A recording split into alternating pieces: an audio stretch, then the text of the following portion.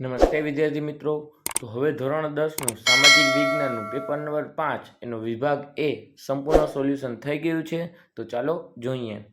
પહેલો ક્વેશ્ચન, પ્રથમ પૃથ્વી પરિષદ, તો એમાં જવાબ આવશે એફ, ઈસવીસન 1972। ચાલો એના પછીનો બીજો, પઢાર નૃત્ય, તો એમાં જવાબ આવશે સી, સુરેન્દ્રનગર વિસ્તાર। ચાલો એના પછીનો ત્રીજો, ડુંગાંગ, એમાં જવાબ આવશે ડી, કચ્છનો અખાત।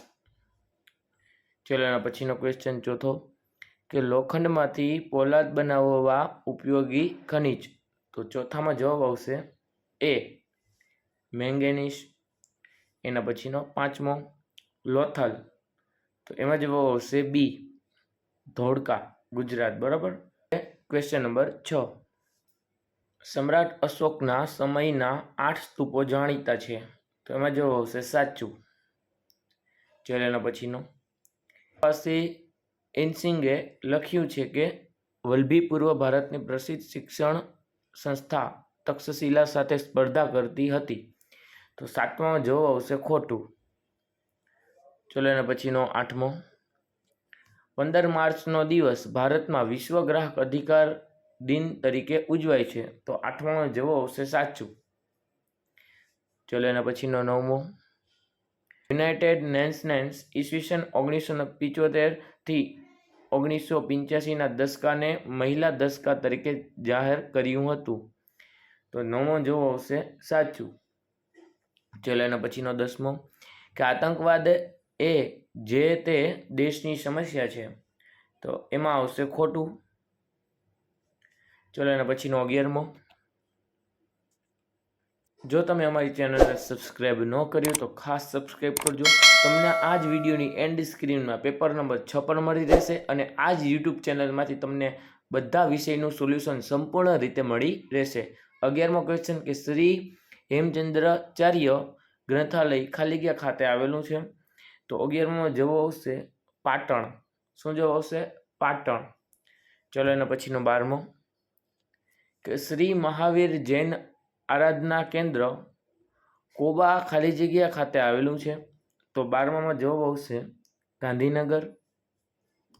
ચલો એના પછીનો 13મો,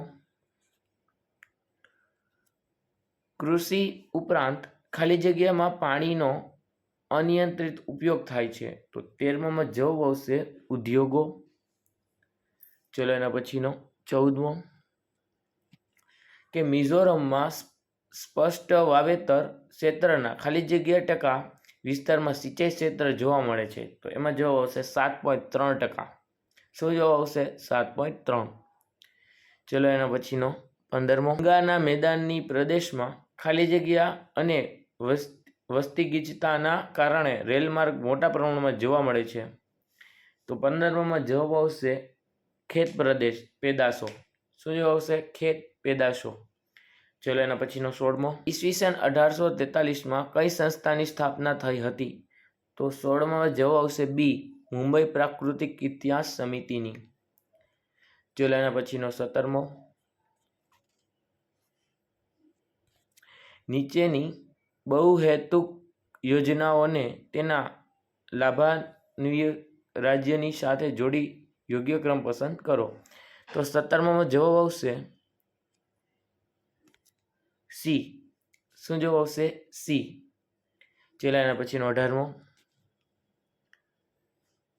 કે ભારતમાં સ્વાતંત્ર્ય બાદ સિંચાઈ ક્ષેત્ર વધીને કેટલું થયું છે, તો 18માં જવાબ આવશે ડી, 4 ગણું। બરાબર, ડી। ચલો એના પછીનો 19મો, વિકાસશીલ દેશોમાં કયા ક્ષેત્રનું પ્રભુત્વ હોય છે, તો 19માં જવાબ આવશે બી, પ્રાથમિક ક્ષેત્રનું। બરાબર, શું આવશે? બી। ચલો એના પછીનો 20મો, કે વિશ્વ બેંકના 2004ના અહેવાલ મુજબ માથાદીઠ આવક કેટલા ડોલરથી ઓછી હોય તો તે વિકાસશીલ દેશ કહેવાય, તો 20માં જવાબ આવશે સી, $735। શું આવશે? સી। ચલો એના પછીનો 21મો, ભારતમાં કયા રાજાઓના સમયમાં રાજમાર્ગોની જાળ પથરાઈ હતી, તો 21મો જવાબ આવશે સમ્રાટ અશોક અને ચંદ્રગુપ્ત મૌર્ય. શું આવશે જવાબ? સમ્રાટ અશોક અને ચંદ્રગુપ્ત મૌર્ય.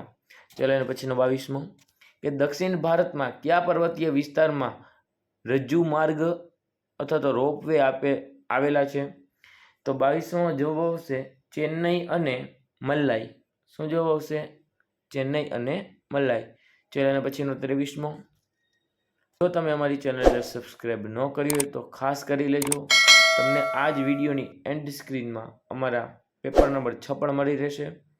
વિકાસશીલ દેશોની રાષ્ટ્રીય આવકમાં થતા વધારાને શું કહેવાય? તો 23મો જવાબ આવશે આર્થિક વૃદ્ધિ. શું જવાબ આવશે? આર્થિક વૃદ્ધિ. છેલ્લો અને 24મો કે અમેરિકા, જાપાન, ઇંગ્લેન્ડ વગેરે દેશોએ પોતાના વિકાસ કઈ આર્થિક પદ્ધતિથી કર્યો હતો? તો 24મો જવાબ આવશે બજાર પદ્ધતિ. શું આવશે? બજાર પદ્ધતિ. પેપર નંબર 6 ખાસ જોજો.